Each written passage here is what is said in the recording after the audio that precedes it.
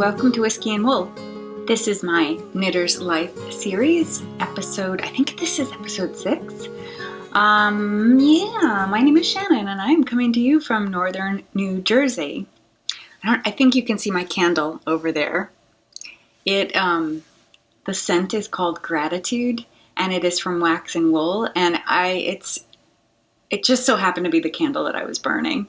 But I was thinking earlier this week how grateful I am that I can knit and craft and spin, and because in this long haul of a pandemic, it has really been a sanity saver for me, like to be able to, I can't see anybody, can't see friends really, or, except on Zoom and stuff, and like having, being able to set some goals with my knitting and my crafting, and it gives me something to look forward to. And I'm so grateful that I have this craft and that that I've learned, that I've taken the time, and that also I'm grateful for you too, for my viewers, because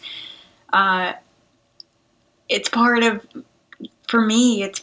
the whole process of crafting, the fact that I get to share it with someone or a group of people who are like-minded and understand, what the craft can bring to you and what sort of, calming effect it can have on our anxiety and, just all the benefits. It's really, it's super cool. So thank you. Thank you for coming.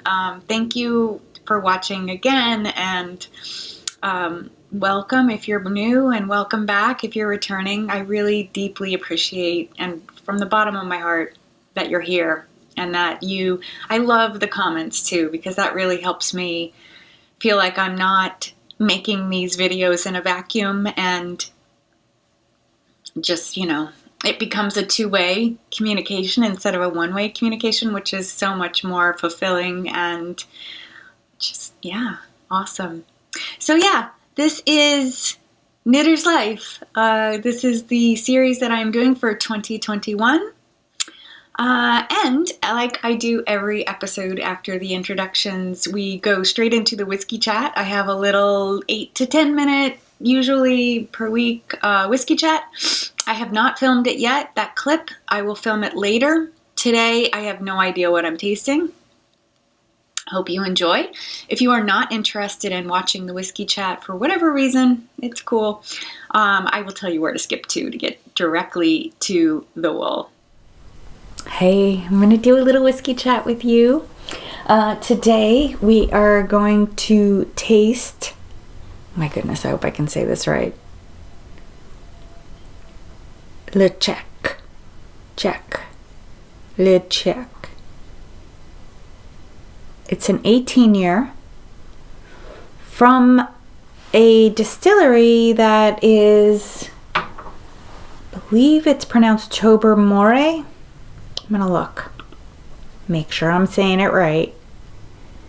Tobermory. So Tobermory is known as one of the oldest distilleries in Scotland. It is located on the Isle of Mull, which is off the west coast of Scotland and just a little bit north of Glasgow, of that Glasgow region. I think there's more than one distillery on that isle, but this is the first gin that I am tasting on Whiskey and Wool from the Isle of Mull. It is beautiful there. I don't think it's very populated. It is a popular tourist place to go. It is very picturesque. So Tobermory was first established as, I'm going to click over to their website. They were first established as a brewery, actually. So this man named John Sinclair purchased 56 acres of land on the Isle of Mull and wanted to open a distillery.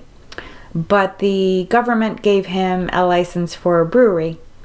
But he didn't give up, and he continued to push until he got a license to distill whiskey. And so that was in the 1790s. He was a kelp merchant, so he made his first money in kelp, making kelp.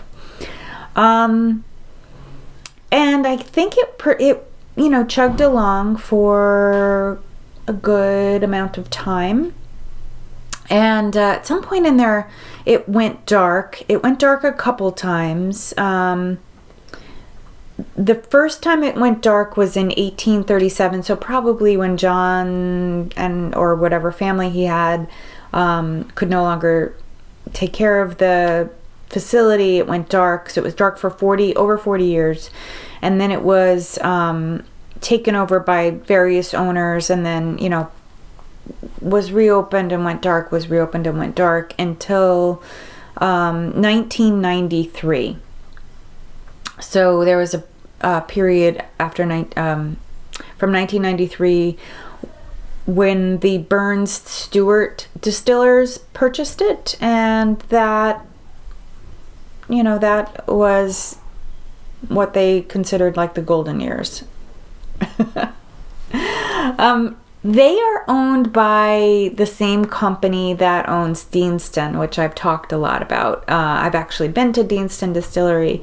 And some of the barrels that are aged from Tobermory Distillery are also aged in Deanston. So they are taken over to Deanston for their aging process. It's called Tobermory Distillery now, but it was originally established as Ledaig. So they still make Ledaig whiskey. They also make, I want to say they make another whiskey. They make gin. I don't think they make beer, but they do make gin. So Tobermory Gin is out of the same distillery where they're distilling Ledaig.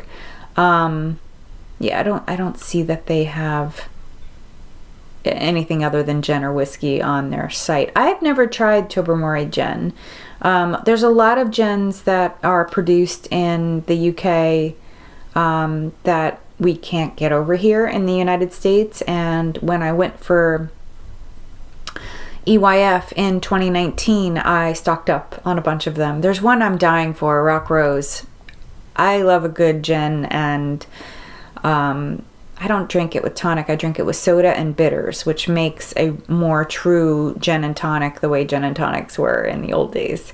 But that's my go-to drink. I love that. We have a lot of nice gins here too in the US, but I'm just, of course, you're always intrigued by what you cannot get. Anyway, today I'm tasting an 18-year. I wasn't able to find much on their website, on the Tobermory Distillery website, about the 18-year. I believe the 18-year is something that is more of a limited edition. It seems like they make, wait, let me go back. They make a 10-year, and I think there's a 12-year.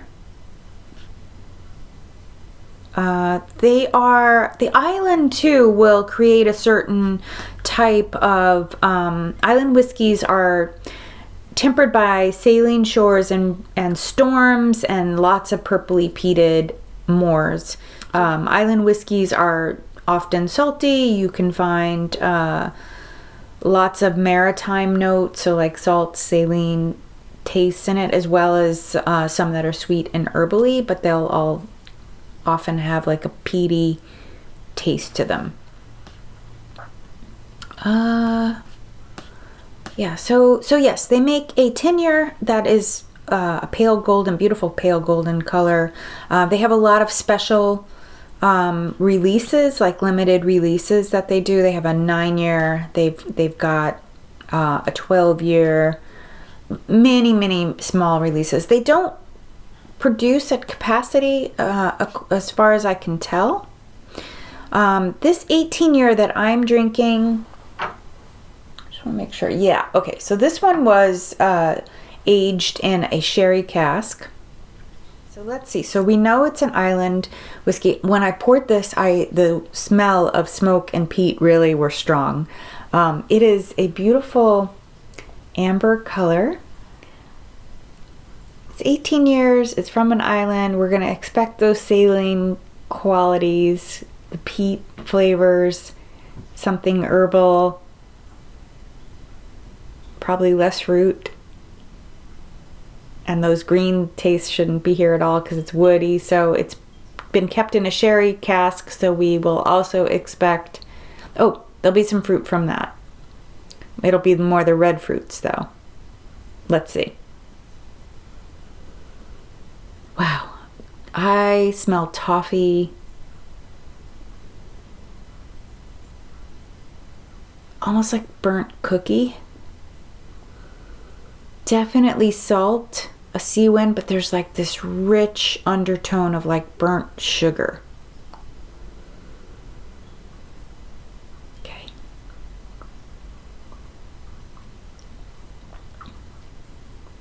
Oh, wow. Okay, yeah. That burnt sugar is really strong at the end.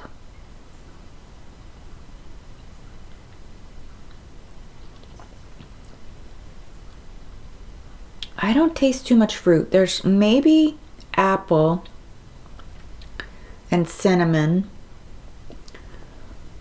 I don't taste herbs either.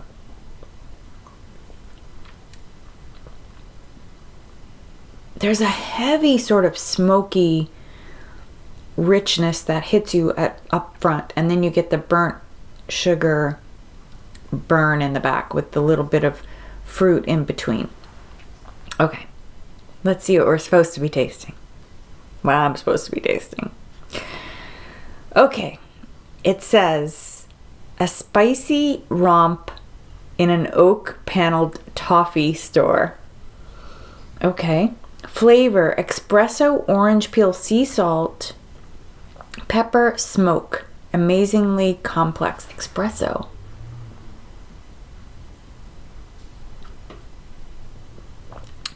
Yeah, I can taste espresso. I definitely. And the orange peel. Really interesting. The finish is long, smoky, aromatic, the ocean. Wow, it's really good. I don't have any information about how expensive it is.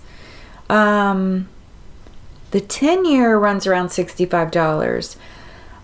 I don't think this is going to be easy to find. I'm seeing that there's a 19-year released right now that I didn't get to try. This was a whiskey from my advent calendar from 2020, so it may have been something that the people that put together the advent calendar were able to get pretty easily from the distillery. So anyway, I hope you get a chance to enjoy a wee dram of your choice as you listen to me natter on about wool. I will see you next time. Bye. I forgot to tell you where the candle's from. The candles from Starlight Knitting Society in Portland, Oregon. They had they were participating in the Rose City Wool Walk, and they had the candle Gratitude as one of their show specials. And they also had Fibre and stuff, which was part of my Stashquisitions last time. Yeah, because I've already photographed it and put them away. Yeah. So anyway, you might notice that Martha's not here. It's because I want to surprise you with something. So Martha's just off screen, right there. But first, I have been keeping a lot under my hat and off of Instagram. So if you follow me on Instagram, you know, I didn't want to spoil things for you. So I have finished the HANA sweater by Junko Okamoto. She knit the sweater out and designed, it's her design, but she knit her sample out of her own handspun. I have knit mine out of this beautiful Harrisville Tweed Daylights. It is American Cormo. It's like an 80-20 blend. And I have talked so much about this wool. So if you've been watching me for a while, you'll be tired of hearing it. And I'm going to try to abbreviate everything. But Daylights is basically a Cormo-based yarn that is made by Harrisville Tweeds, and the idea is that it's a white yarn with colors, and mine has red flecks. It's the color, I think you can see it there. It's the colorway Bloodshot. Yeah, you can see the red in there. They have 5 other colors in this line that have different colored flecks, so like yellow, purple, green, blue, brown. It's beautiful yarn. After I blocked this, it's so soft. So Cormo has, I believe this is correct. I'm not a cheap person. I try to be as much as you need to be for being a spinner and knitter. But I believe that Cormo has a high oil content in it, which makes it really soft. So on the skein, this is what I have left. I think this was, did I buy 5 skeins? If I'm wrong about that, I'll correct myself. But I believe I bought 5 skeins and I used 4.5 or 3.5, either one or the other. So this is what I have left of the skein. I've been pulling from the outside of the ball. I don't know if you've noticed that, but in the last couple episodes, when I've showed you skeins, I've been pulling from the outside. And I like that quite a lot, especially when I know I'm going to have some left. So then I don't have to re-ball the leftovers instead of pulling from the inside. So yeah, so that's why this is a nice tight ball. Anyway, it feels a little stiff when you're knitting it. It's stiffer, maybe not stiff, but stiffer than it will be when you block it. So once you block it and those spinning oils get washed out of the wool, it is so soft. This is the first day I've had this sweater on. I love it. I literally finished stitching it together last night, doing all the seams. Junko has video tutorials. So I didn't film myself doing the stitchery, because Junko has very good tutorials about how to do both the blanket stitch that you do around the edges here, and also around the neck and the hem. I stitched it together with some beautiful leftover handspun this is from the colorway Punjabi from SpinCityUK Fibre. There's a lot of black in it. I took the black out and worked mostly with the parts that were the majority red. But yeah, I really love it. It's a cozy sweater. If you've ever made a Junko pattern before, one thing that I should tell you is that this one is sized. So often Junko patterns are just one size, and then you manipulate based on, one size, but usually one really big size, like 55 to 60 inches in the chest. I have one I made by her, the Papa sweater. I made it out of the Nightshades, that was also by Harrisville Tweed, and some Spin Cycle yarn for the yoke. It's the one with the big flowers. And I hardly wear it because it's really big and baggy, uncomfortably baggy. This one was sized. I think it had about 6 or so sizes. So I think I'll get a lot of wear out of it. I believe that I ended up with about a 48-inch chest measurement on the... I'll put the exact measurements in my on my project page. I haven't done that yet. I haven't laid it out, inspected, because like I said, I just finished sewing it together last night. And yeah, so I'll let you know what it is if you're interested, but it's a really comfy fit. I really, really love it. Yeah, I don't know what else I can say about this. So I think now it's time for the reveal with Martha, and I'm going to put in a couple clips here. Oh, and if you're wondering what's over there that Martha usually blocks, those are all projects in waiting, things that I haven't started knitting. I actually don't have any plans to cast any of those on anytime soon. I mean, I'll probably do them this year sometime, or if I don't, I'll be breaking down those collections of yarn and putting them away. But just in case you're wondering, yeah. The rest of the bed is empty. You just happen to see the part that has a bunch of stuff on it. All right. I'm going to send you to watch a couple clips and then bring you back here with Martha. So it is Tuesday, after 2 days after my podcast, and I have been knitting nothing but this sweater. But look at this, isn't it so beautiful? It is doing exactly what I thought. It's sort of making this beautiful twilight fade so far. I have about 3 more inches to knit before I split for the sleeves, and this skein is halfway done. So yeah, I'll see. I don't know if I'm going to be able to keep up at the pace that I'm going on this. I was feeling a little fatigued with it yesterday, but I kept going, and yeah. The texture that you're seeing is just a result of the hand spun itself, and I think it'll all smooth out in blocking, and it'll look like a much smoother knit. I mean, here's the, I think I could show you the inside. There, that's a good way to see it. So that's what's the wrong side stockinette. So this is the Weekender, which has purl side out. So this is the wrong side. But sometimes the stitch, the colors will look different depending on the stitch. So I think with stockinette you get more, the right side of stockinette you get more defined striping than you do with the purl side. But oh my goodness, I love it.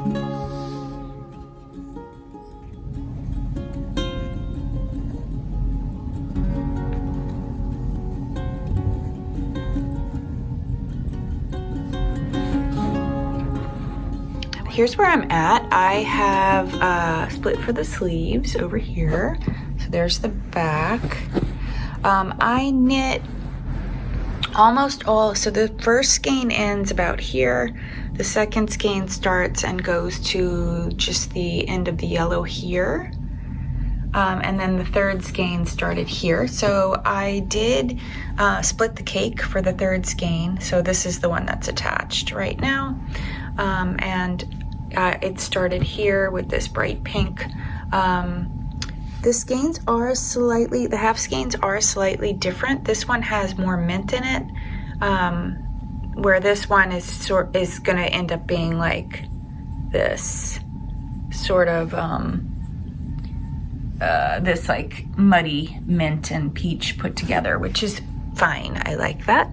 I like the way it's looking a lot. I'm actually so pleased that I didn't realize that there was peach in there, but it really ties in nice with the peach that's down here. So yeah, it's great. It's coming on. I really, really love it. I think that it's coming out exactly the way I anticipated. Also, I'm really surprised at it's going to be, very generously roomy, which is great. I think this style looks better when it's roomy. A couple quick technical things that I ended up doing when I was getting close to the end of the second skein, which is this one. This was the pink to peach to yellow fade. When I knew I was getting close to doing the armhole split, here, let me flip it over. This is the back. I weighed my skein. I weighed what was left of it, and there was about 10 grams. So then I just continued knitting on the front with that color until this was only 5 grams. So then this 5 grams will get knitted into the back before I start with the third skein. I don't know how far I'm going to make it with the third skein. This might end up being just a little, certainly is not enough for a sleeve for doing the entire front. On the front, I am pretty close to doing the short rows. If you've done this pattern, you end up doing some short rows to create a shoulder drop, because there is this is a drop shoulder design. So I'm pretty close to that part. I think I have to knit another 1/2 inch or so, and then I'll go ahead and start that part of it. So I did go ahead and cake up another skein.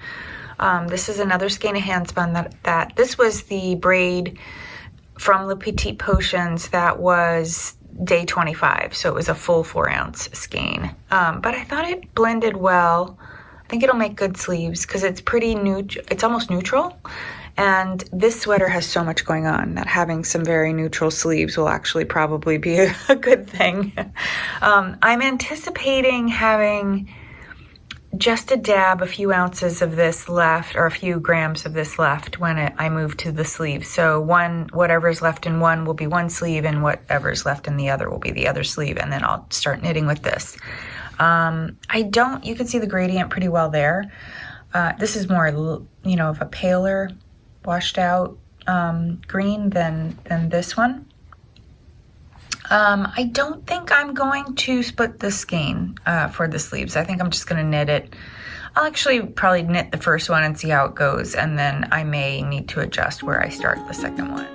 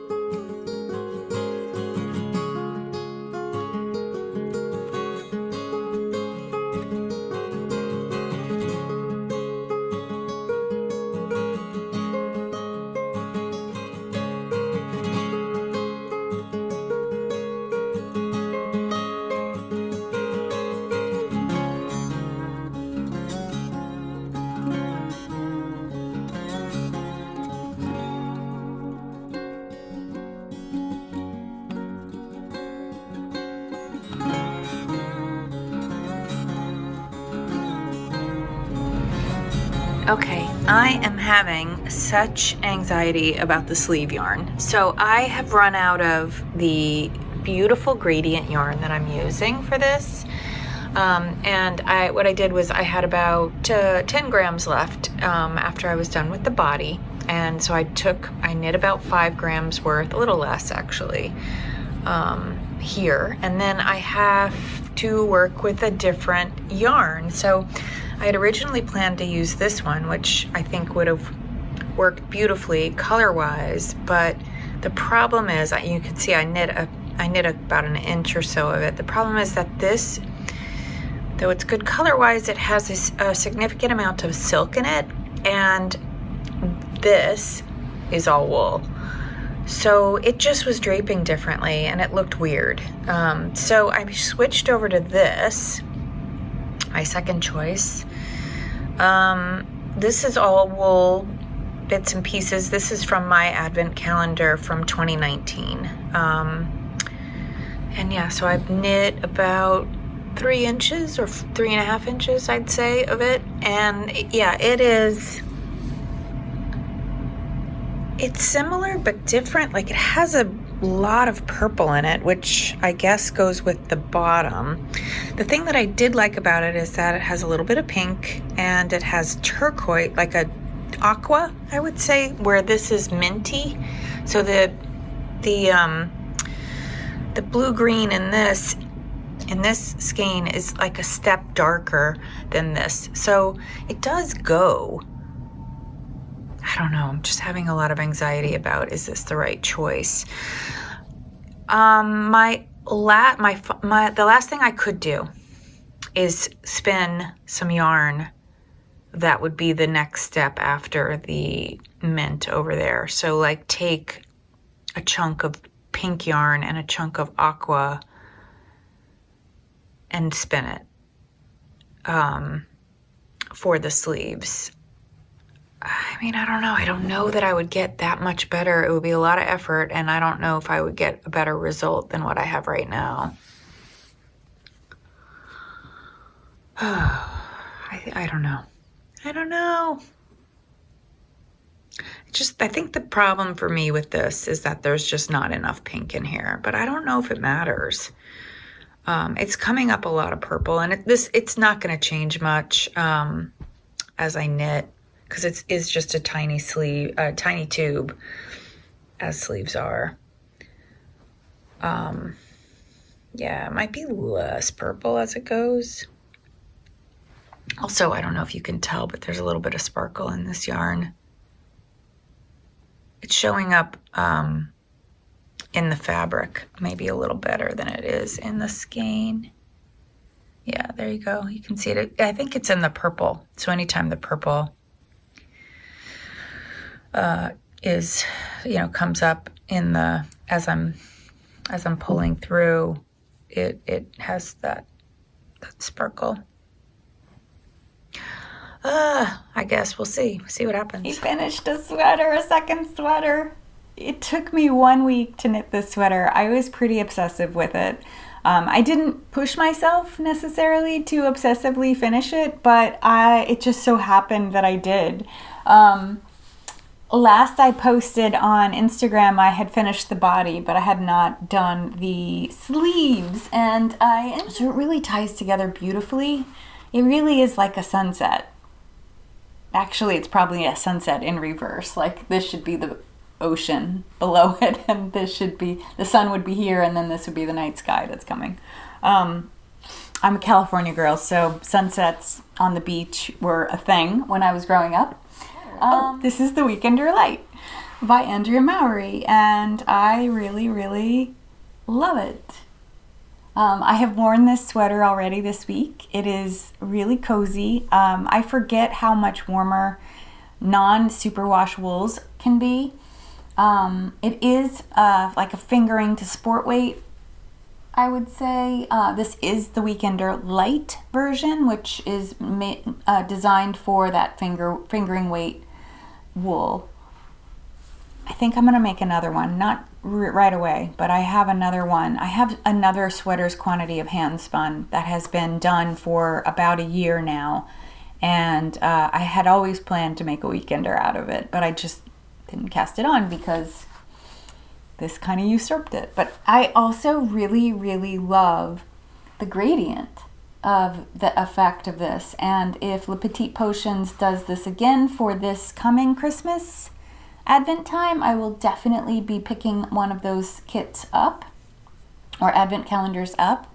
I'm also going to take a look at the chunks that I have from her, from this year's Advent calendar, from the full 24 days, and see what I can, if there's a way I can kind of create a gradient sort of thing. Because her colors tend to be I think if I remember right, they're in about 3 different groupings. There's like a green grouping, there's a blue grouping, and then there's kind of this maybe purple red grouping. So I might be able to figure out something. I just have to lay them all out and think about it, and think about how these were designed to go together. Yeah, so 2 finished sweaters. Of course, this one's been on the needle since November, but this one only took me a week. I just knit straight through, and it was super addictive to watch those colors come out. Knitting stripes is very addictive and very quick, and at least for me, it's just sort of, because you just want to see what happens next. So it was really, really, really fun. All right. I'm going to just adjust the camera back on me a little bit and have Martha just off screen. There we go.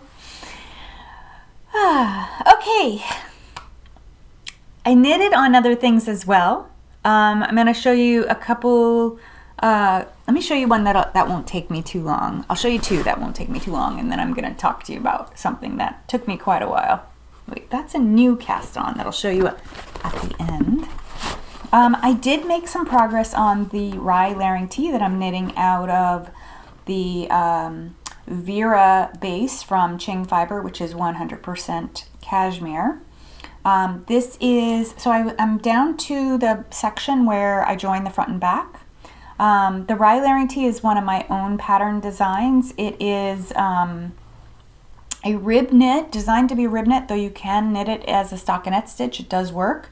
One of my testers had knitted as a stockinette stitch sweater. It's designed to be a tee style, t-shirt style with a set-in style sleeve. So you can see that the sleeves have a, the armhole rather has a bit of a shape. Well, you can't really tell because I'm just maybe 2 rows off of the edge, but it does have a shape like sort of that J shape that armholes on more fitted garments have. So it's designed to be that way. It also has, it's designed to be a crew neck, so it will have a rib knit trim that'll fill in the neck a little bit. It's not as low as it's looking right here.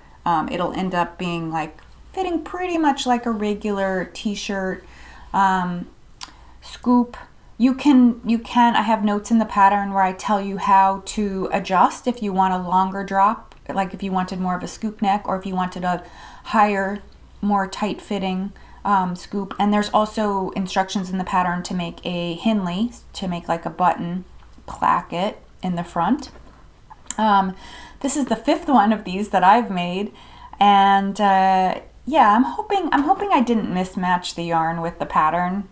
I think being that it's rib, it's going to really flatten out when I block it. I'm making a little bit bigger size, one size up than I did on my last ones because I want a little bit of a looser floaty fit, and I also might, I'm going to knit the whole body and then figure it out, but I'm thinking about knitting the sleeves straight so that they, with no decreases. You really can't see there. Maybe you could see if I do this one.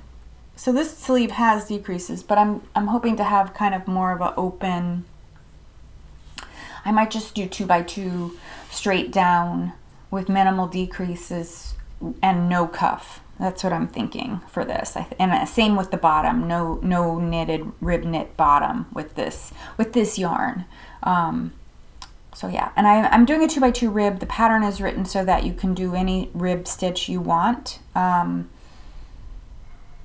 Yeah, and there's instructions in there for what to do when you're joining pieces and they don't quite match. There's like some fudging that you know, I give you some direction on how to fudge for your rib knit pattern. Yeah, so I made a little progress. I was able to knit the entire front down to the armhole and get these 2 pieces joined together. So now it's just knitting round and round, and it's been hard to not knit on this actually, because I want to, I can tell, I know I'll get it done quickly. The color, the yarn is this, it's Vera by Qing Fibre. She's a UK based indie dyer, and the color is, it's not on there, but it's Heather. The colorway is called Heather. She's got a color number instead of a name on the ball band, but yeah, 100% cashmere, really fluffy cashmere that I bought last year for my birthday and have a cast on this year for my birthday. So if you're wondering, I have it in this beautiful Oh Wow from Stephen and Penelope Oh Wow Amsterdam handmade project bag. It's super cute. It's good. It's like sock size or small project size. Unlined, just a bright paint splattered. Yeah. I usually don't talk about my project bags, I've realized, or my stitch markers or any of those accessories, because I feel like if I did, I would be here forever. Having a little grapefruit soda. What else? Okay, I did also make a little bit of progress on my watermelon sweater. I think I knit, so let me just show you. You're actually looking at the back. Let me turn it around so you're looking at the front. Here we go. There we go. I knit from that purl bump right there to here. It's about 12 rows, I'd say. This last solid dark green row was an increase row, and I now have 400 stitches on the needles. It's a slog. I have about I'll tell you all about the pattern in a sec, but I have about I want to say about 10 or 12 rows to go. I am going to have to cut the yoke short because I am knitting in a bigger gauge than what theirs is, what the way that they wrote the pattern. The pattern was written for a thinner, I think this is technically sport weight. This is from the Grey Sheep company. I have a couple mini sets from the Grey Sheep in their Stein Fine 4-ply. But it's a little bit thicker than it's probably heavier fingering weight. It's thicker than the yarn that the sweater was designed for. Yeah, so I'm cutting out about 7 or 8 rows of the colorwork yoke to keep the entire yoke from getting too long. There you go. So you can see it's getting pretty close to being done. I have about maybe 1.5 inches left to do. But it's 400 stitches of color work.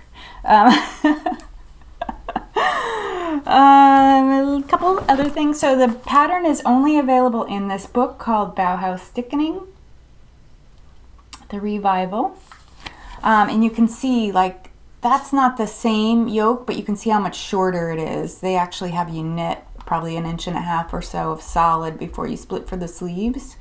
But yeah, so it's from this book. There's probably about 20 patterns in here, this book is really the history of the company. It's a company that was established in the late 1940s and made sweaters through the 60s. I don't know, I don't think they're still in business, but someone owns the rights to the patterns and has published them. And there's a company that owns the rights to, or got something, like, is authorized to make the yarn too. So you can buy the yarn that these sweaters were designed in. I'll just show you some of the pictures. So there's a lot of patterns. The watermelon sweater, which I can show you an image of that. The watermelon sweater is a pink to green fade, but it is much more muted colors than the colors that I've chosen. And also I'm doing a white ground, where this one here is olive green. The original colors in the sweater yoke were a lot of olive greens, a lot of muted greens with a couple pops of bright pink and a coral color. So I have keyed up all of those colors quite a bit, and I am also doing a white ground. My plan is to do a mohair for the body. I think that'll work. I have a swatch I can show you. If I don't, so here I did just a little bit of the yoke colorways, and then I swatched on top with 1 strand of mohair, 1 strand of wool, and then on the bottom I swatched with 2 strands of mohair. I think that's gonna be fine.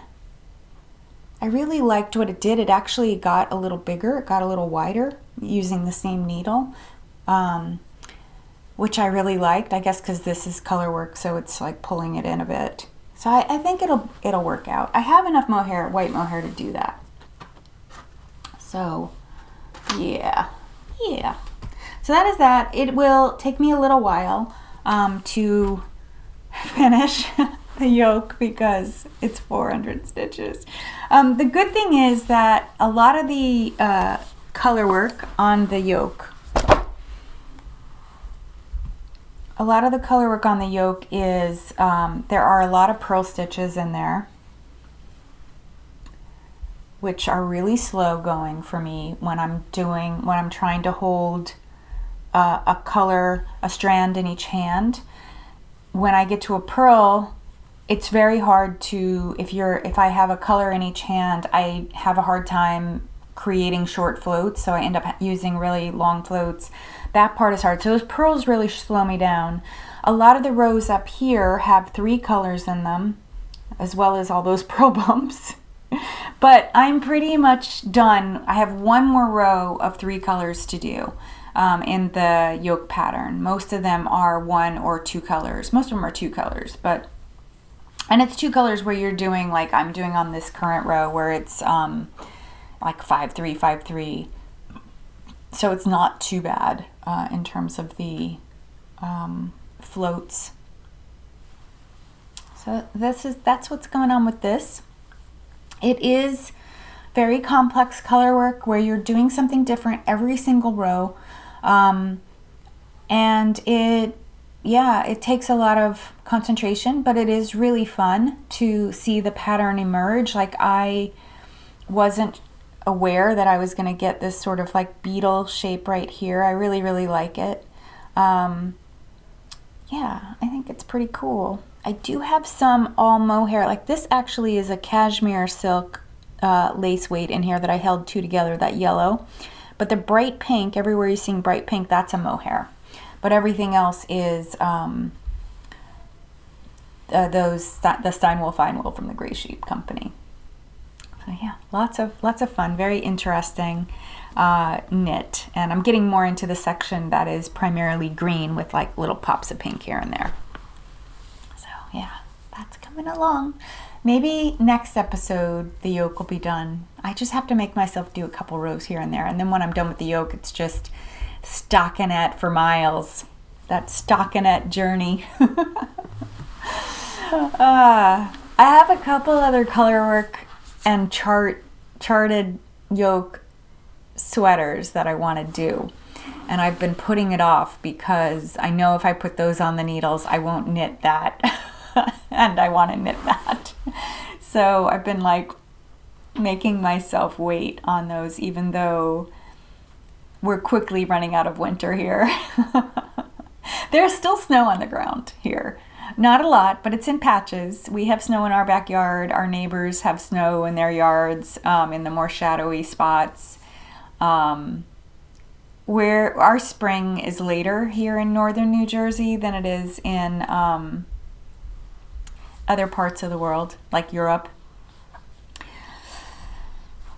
Anyway, I will have clips at the end of our snowdrops just popped up and are just starting to open. There's still some that are still emerging from the dirt, and our daffodils are like that big right now. So not much happening in the way of spring here. Our snow just mostly melted. Like a lot, what was on the our grass is still brown. It's nothing like I was watching Fibre Tales, and the Woolly Mammoth is doing, Emma Robinson is doing vlogs, daily vlogs, and it's so green in Fibre Tales is in vlogger is in, she's in Denmark, and Emma is in Northern Ireland, and it is so lush and green, and they have like plants. They're at a place where we will be in about a month, maybe 5-6 weeks. Okay, I have other exciting advancement in my knitting that I also have kept from sharing on Instagram so that you could see it first here. Or maybe seeing it there brought you here. Welcome. My half wrap triangle, half and half triangle wrap that I'm knitting along with the Caddy Jacks crew of Caddy Jacks Knits on YouTube. I'm knitting along with them. It is a year-long knit along from Rhinebeck 2020 to Rhinebeck 2021. I am now officially halfway through. I am doing a unique version. I wanted to use yarn I had on hand, so I have finished one half of the triangle. It is really big. I had my doubts about how big it was going to be as I was knitting it, because I was like, it's not that big, but now that I've finished one triangle, it is really big. My needle's a little short to show it off, but what you're going to notice about mine is that it is color blocked. So I decided to do a color block version of this because I had a lot of this complementary to each other yarn, Yin-yang yarn from Loop Fiber Studio. Yin-yang yarn. She makes it in fingering and in worsted. I am using the fingering weight here. So yeah, my original plan was to knit a 3 colors on each side. So with the second triangle, which I haven't started yet, would be pink, blue, yellow. The triangle that I did finish was supposed to be light white, black, black, like salt and pepper, black, salt and pepper. And the way the pattern's written, it's written for 6 skeins of fingering weight yarn. So you're supposed to use 3 on one side, 3 on the other. And I don't know why, but I came up short. I came up short by a lot, actually. This is about 40% of a 4th color. Or what would be a 4th color. I had, let me just explain thoroughly here. I had 2 skeins of this salt and pepper color, and then I had 1 skein of the black. So my plan was to knit with 1 skein until I couldn't anymore, till I ran out, then attach the next skein, and then attach the 3rd skein. That was what I was planning to do. And I should have realized when I didn't get very far with this first color here. I think if I turn it around and hold the other side, this side, you'll be able to see better. There we go. Yeah. So I should have known when this first skein didn't really do that much. Once I finished this and I started to knit this, I did some math to figure out that I probably wasn't going to, once I got to here, I used 30% more. I was able to knit 30% more stitches with, that's not really right. I was able to knit 30% more rows because each row gets progressively smaller. So I was able to knit 30% more with this skein. So then when I did the math, I figured out that I had way more stitches left to knit than I was going to be able to if I just did the 30%. If I added 30% from this to this, I was never going to make it to the end. So I started to scheme about what I would do, and I came up with this idea of using this lighter yellow, because the yellow, I now have this plan, so it'll be a light yellow square up here, and then it goes to pink, and then bright yellow, a brighter yellow, deeper yellow, and then blue. Hopefully I won't run out of yarn before I make it to each mitered part where the miter will meet. So this lighter yellow should end there, and then I'll knit with pink until I get to here, and then I'll knit with the bright yellow until I get to there, and so forth. I don't want to lose my stitches. After I finished this, and I had finished the knitting on this, and this was blocking, the pieces were blocking, the sleeves were blocking, I was just craving something colorful. So I went ahead and cast on the Love Note for my granddaughter. I'm not very far on it. It's just teeny tiny, but it is this really bright, cheerful yarn. I think I've done a couple of everyone's knit the Love Note by now, right? This is another thing I didn't swatch. I'm just knitting it. And I'm also not knitting it in the yarn that it's meant for. It's meant for fingering weight and mohair held together. And I am knitting it using, I think it's a worsted weight. I'm knitting it it's a DK actually, which should work out. Should work out okay. I'm using Aimée, one of the colorways from the Miyake series, Howl and Sophie. So this is the Howl and Sophie colorway. It is this cheerful white base with lots of rainbow speckles. And looking at this, it doesn't look like it's going to come out as speckly as it actually knits. It is so speckly. I went ahead and knit the rib neck using a very stretchy cast on. I think it'll be fine for the baby. If it's not, I will rip it back. I'll just like pick it out and rip down to the body. The pattern is written for provisional cast on, and then you go back and do the rib knit. But I just didn't want to do something so fiddly. I just wanted to crank through and be done. I need to get it on a bigger cord because it's really cramped on here and I can't see what I'm doing so well. But yeah, anyway, little baby knit for Julie, for my granddaughter. I'm hoping to get it done. I'll get it done in a week or so. I'll probably have this done by next episode. So and then I'll give it to her for Easter. And it's not going to fit her. I'm making the year size, 6 months to 1 year size. And they're moving to Texas, so it's going to be they're going to a very warm region. So I imagine this will be for like fall, or maybe for air conditioner days in the house later on this summer. It's not going to fit her now. So hopefully it'll be like it would, ideally it will fit her this coming winter 2021. So yeah, just a quick little cast on for her.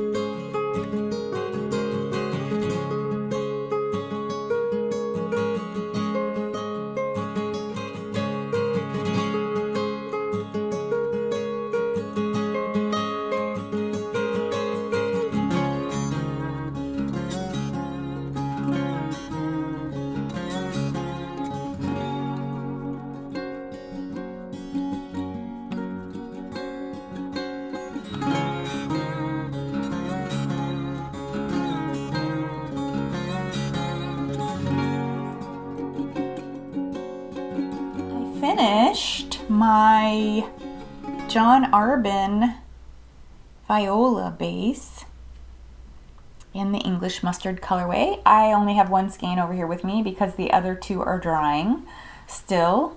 But it is 100% Falkland Merino. It is so soft and lovely. I ended up spinning it into a fingering weight. Probably a little bit thinner than a fingering weight actually. Maybe light fingering. And I believe I had bought this fiber last year and I had bought enough to make a sweater. And I have a plan already for this. I had told you, I sort of teased about this a couple weeks ago or a couple episodes back where I said I had a plan for my single skeins of handspun because I have so many skeins that are just, one-offs of handspun that I've made in the past, and I'm like, what am I going to do with them? I really like garment knitting, so I saw this pattern that recently came out. It is called the Cozy McBlanket Sweater. I'll put a picture on screen, and it is knit in 5 colors of fingering weight. So, and the main color you need 2 skeins of. I have 3 of this, so this will be my main color, and then I think what I'm going to do is put it together with some other single skeins of handspun. And you might notice that I said 5 colors, but I'm only holding 4. That's because these were 3 that I thought worked. I need to make more to find one that works. So I have a couple things on the on the spin, on the wheel. Right now, a couple things that I'm working on. One is a skein of this very bright pink wool mohair mix. It's got a little bit of blue in it too. So I'm spinning this currently, so maybe that is one potential. I only have enough for one skein of that, and I also have this one, this pink and blue. This is a wool silk bamboo blend with a little sparkle. They are both from Green Goat Ranch, which I think you can see there, Green Goat Ranch. So again, I have enough for a single skein of fingering weight for each of them. This one also has yellow in it. Let me show you this second batting, because this is a chunk of what's on the on the spinning wheel right now. Yeah, it also has some yellow in it. It is really, it's very weird going from a beautiful single source or single fiber to a multi-fiber.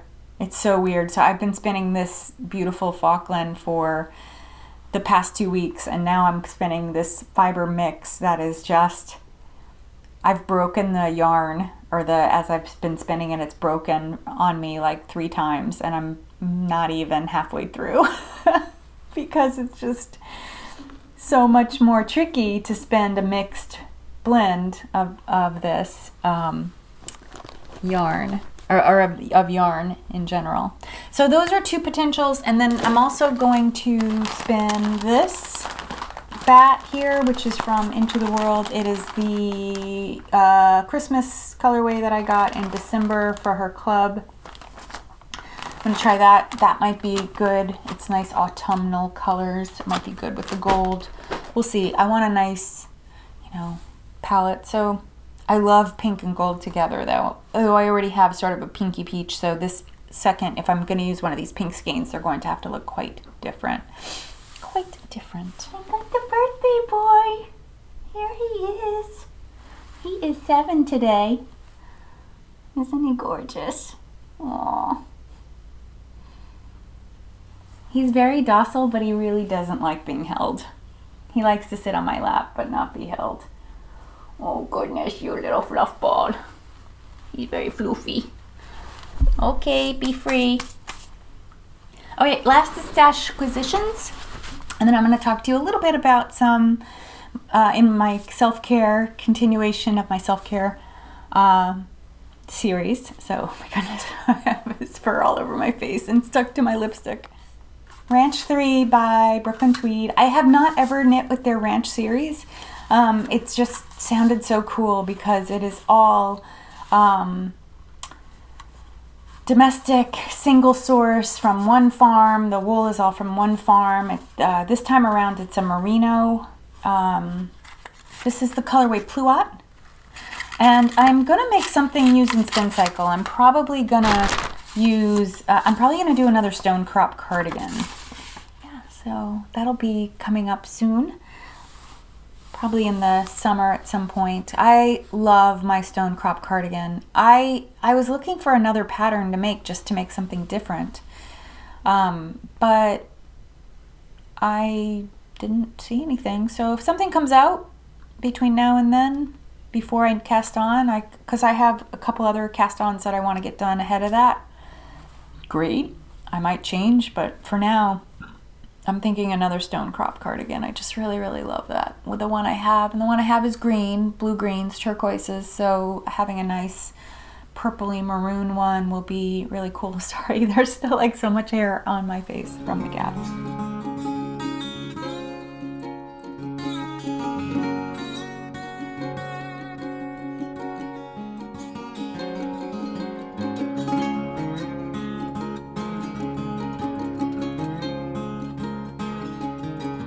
So going in order, I talked about cleansers and eye cream. I have talked about the retin-A ointment that I put on. So going in order of the way I use my products, of course, I start with the cleanser, then I do the eye cream. The next thing I would do is the retin-A treatment. And then after that, I use a serum usually. Sometime in the morning, I don't use the Retin-A treatment. It's a once-a-day treatment. If you use more than that, you're just asking for a lot of skin irritation, at least in my experience. So it's a once-a-day thing. So in the morning, I use a serum, and in the evenings, I sometimes use a serum, sometimes I don't. It just depends on how my skin is feeling. Sometimes if it's dry, I'm going to use the serum. If it's not, then I won't. So after the serum, I then do a moisturizer, and then that's it. Because the Retin-A, that gel that I use, which is the strongest Retin-A cream that you can get over the counter here in the US. It used to be prescription, and it moved to an over the counter a few years ago. So if you're older and you used an acne cream, you probably use this. It was developed for acne, but it helps with wrinkles, and I use it for both. Started to use it because of acne. I have sun damage on my forehead and in my T-zone. I have sun damage, and that has created these raised bumps that I talked about in episode 1. I had some treatment to take care of some of the bigger ones, but to control them because they'll keep coming back. They come back over time. The gel, the Retin-A gel, controls it. It keeps them from growing back. Okay, I digressed. So the serums that I have discovered that I've been using lately, this is a new-ish to me brand called True Skin. And they have a lot of serums. This is like, you can buy it in a drugstore. It's not anything special. This particular one is hyaluronic acid with extra C and E. This is for nighttime. So this will be the nighttime treatment that I use. And if you've never used serums before, it usually comes in an eyedropper form, and you just like put a few drops in your hand, on your fingers, and then just pat it in place. So there's one that is perpetually sold out. I don't remember what the blend is. But this one, I bought these two are both the same brand. This is C, so I put vitamin C on in the morning. If I'm doing any sort of often in the morning, I just splash my face with water and I'm done. This is for morning, this is for afternoon or evening. And besides those two, I have two other. This is a nice one, though it has Retin-A in it. It is by Kiehl's. I do really like it, but I use it very rarely because, one, it's a blend, so it has lots of different ointments in it. It is also a dropper style. It's a little bit more, it's not as viscous. The viscosity is thinner than these. And another one that I have bought from Soko Glam. It is a repair serum that's really good for breakouts. So if I have I got a little breakout this week actually on my chin and in the center of my forehead. So I've been eating too much chocolate and it just makes me break out. So this is really good for helping control that. And again, you just put a couple, it's all in drops. Put a couple, on your fingers, and then just pat it in the spots that it needs. I also include my neck. But yeah, so that's what I've discovered serum wise. I never understood, it took me a long time to understand what serums were for and why you'd use them, because I was pretty much just a soap and moisturizer type of person growing up, so I didn't really get into all these extra steps until I started to read about Korean beauty practices, and that just really I've talked about in the past. I don't use toner. I know that's something that a lot of people use. I have some. I just never use it. I find it very drying, toner. So maybe toner is better for people that have more oily skin than I do. I don't really have oily skin, but I do really like these True Skin single product. They have multi-products, so you could check them out. I bought these on Amazon. You can probably buy them in a drugstore too. I can't remember what the one is. I'll put it on screen if I figure it out while I'm editing. The one that's super popular that is really hard to get. and they're not expensive, this brand. I want to say they were around $10 or $15 maybe. And they last forever because you're only using a few drops at a time. All of these I've had for at least 6 months. But these serums is something that I really started to use consistently after the pandemic started, because I started to spend more time looking at my face and thinking about my skin, and wanting to spend more time taking care of myself and taking care of that. I'm actually excited to get through. So next week, our next episode will be moisturizer, and then I'll be done with the whole like face treatment part of my self-care. I'm excited to get to some of the other things that I've been thinking about, and then after I'm done, I think what I'll end up doing is just talking to you about things that I come across that are self-care related on a regular basis, because there's been several things that I have come across since the beginning of 2021, and I started this series, that I've just sort of said, okay, let me put it on a list in my bullet journal over there, and just keep it in mind so I can talk to you about it, because there's some good stuff, some really good stuff. All right, thank you so much for spending time with me. I hope you enjoyed this episode. There'll be a little outro of spring stuff, and I will see you